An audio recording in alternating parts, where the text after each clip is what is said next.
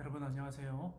오늘 하루도 주신 하나님의 말씀을 기억하시고 또 그 말씀 앞에 겸허하게 우리 자신을 돌아보는 귀한 시간이 되기를 바랍니다.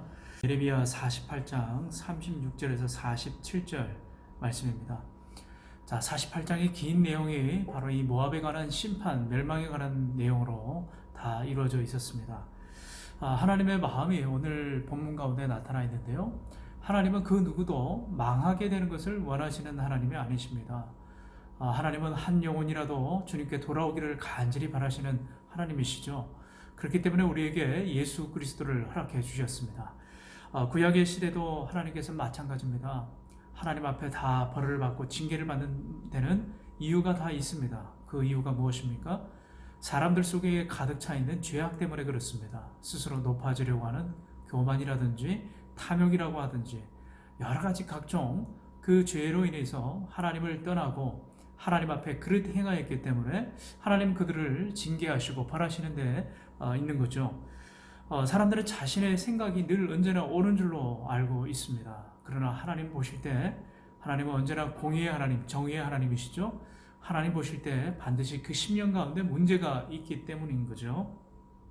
모압은 바로 그 속에 교만함으로 넘쳤다라고 48장에서 계속해서 고발하고 있습니다.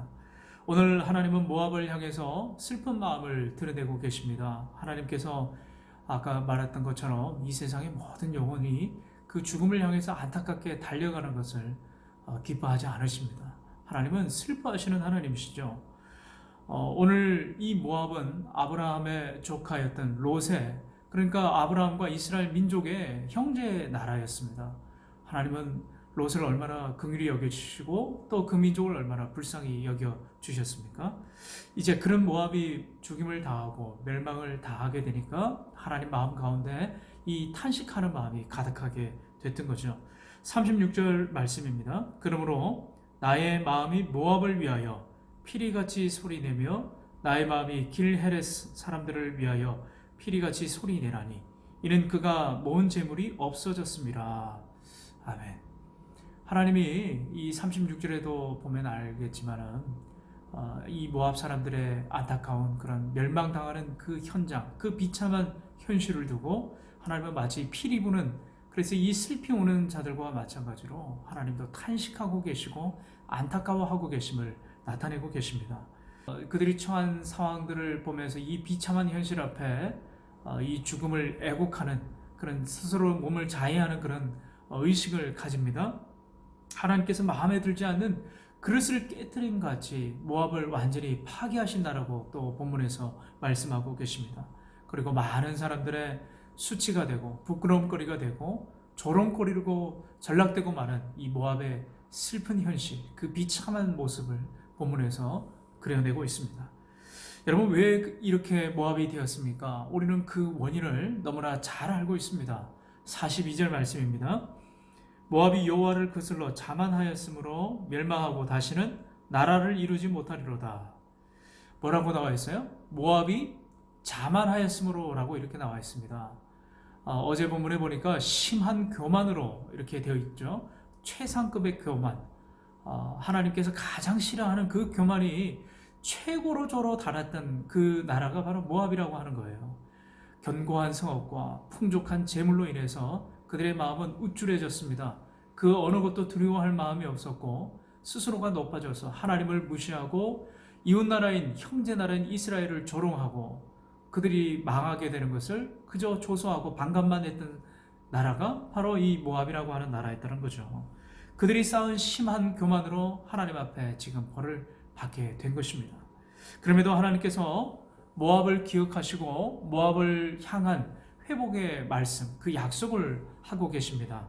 47절 말씀입니다. 그러나 내가 마지막 날에 모압의 포로를 돌려보내리라. 여호와의 말씀이니라. 모압의 심판이 여기까지니라. 아멘. 하나님 얼마나 좋으신 하나님이십니까?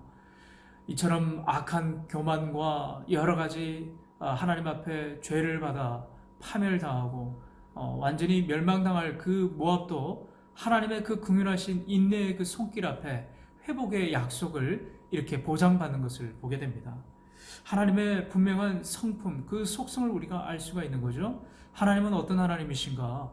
징계하시지만 그것을 조롱하고 조소하시는 하나님이 아니시라 탄식하시고 한 영혼이 돌아오기까지 끝까지 품으시고 인내하시고 긍휼과 자비를 끝까지 베푸시는 그 하나님이시라고 하는 거죠.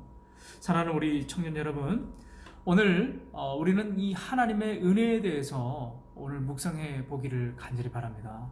하나님이 우리를 향해서 어떤 마음을 가지고 계시는가? 하나님은 우리에게 날마다 기회를 허락해 주시는 하나님이세요. 우리 마음 가운데 하나님을 향한 그 마음이 지금 일어나고 있습니까? 그것이 기회라고 하는 겁니다. 그것이 은혜라고 하는 거예요.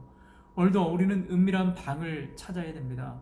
그곳에서 다시 우리의 심령 가운데 하나님께서 우리를 향한 회복의 약속, 그 말씀을 기억하고 다시 돌아오기를 바라는 하나님의 그 간절한 음성이 우리 심령에 들려져야 됩니다. 그래서 하나님 앞에 나의 교만을 고백하고 내가 스스로 높아지려고 했던 그런 마음은 없는지 돌아보고 우리를 날마다 말씀 앞에 비추어 서서 다시 하나님 앞에 회복되어지기를 그렇게 간절히 기도해야 된다는 하는 거죠.